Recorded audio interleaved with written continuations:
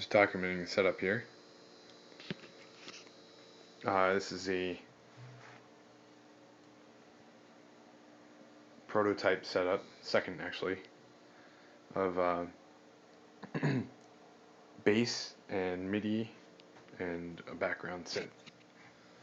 No keyboard involved, just a computer. Okay, so our signal path, starting at the bass guitar, goes into the preamp, goes through the usual stuff, and then it hits the Mesa. And it's actually going into the Mesa preamp as well, so that way it goes through all the EQ stages. So there's two adjustable volume controls plus a gain control, and that's kind of annoying, but you know, you kind of just, they're all pretty much running at 9 o'clock, and that seems to be pretty good. There's plenty of headroom on the Mesa main, which is the final stage, so I guess that's probably the place to adjust the volume.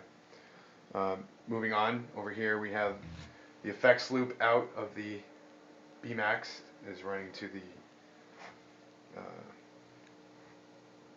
the GT6B, coming into the input of the GT6B and going out of the left mono. Also, the headphones of the GT6B, and this is where it gets interesting, comes up to a into the Echo Indigo input, which would be this one here. The Echo Indigo input goes into Reaper, and in Reaper we have a plugin here, which this plugin is the Reattune plugin, and we have it set for a window size of 30 milliseconds. Send MIDI events when pitch changes, and lowest latency possible, which is the live input. And then we've gone to param, and we have a MIDI control chains message assigned to the bypass. Now back here on the GT6B, we have the Lexicon external foot pedal connected to the GT6B. This is required only because the logic inverts when you use the external pedal. For some reason, if you use the onboard CTL pedal, the logic is backwards from what works on the other side. So, but the external pedal, I don't know, for whatever reason, it's backwards. It's inverted. So, and then we have that set up so that if I step on this pedal, it happens over here that the plugin gets unbypassed or not. So my foot is off the pedal, my foot is on the pedal, it engages the tuner and thus starts decoding notes and sending MIDI messages, and if I uncheck it, it freezes wherever it is. So I'll send a note here.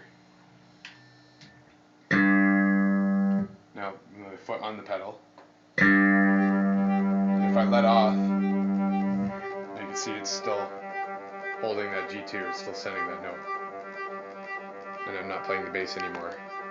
Now if I push this pedal to turn on, to engage the tuner, it does what you would expect, which is to kill the note because it doesn't hear anything, and so it stops sending the MIDI note. It's very quick with the 30 millisecond window size. It seems to guess correctly 9 times out of 10, which is good enough for me. And so yeah, it seems to be actually gig worthy. On the other side, we have that feeding to the other channel. It's not feeding audio, it's only feeding MIDI. We have the audio disabled. There's no point in sending audio to the other channel. We only care about MIDI. So that's going into the input of this Juno 6, which is set up with all kinds of neat arpeggiation and stuff. And it would be possible to construct chord arpeggios if I pushed the hold button down, but let's give a quick demo right here. So.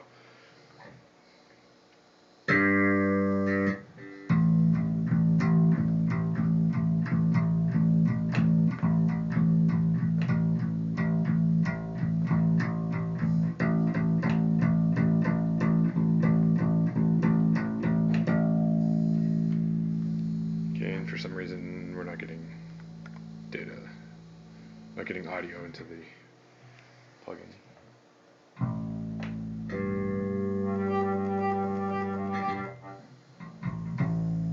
Oh, it doesn't work so good with the lower notes, I guess.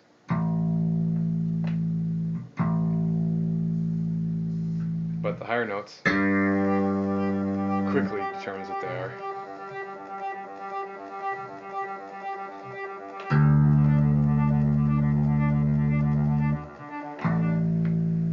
Yeah, it doesn't even detect the A, and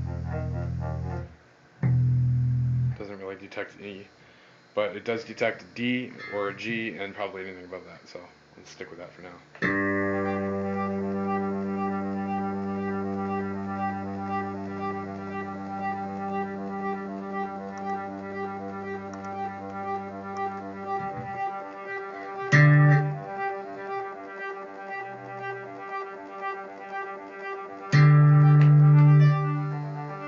And there's a chord.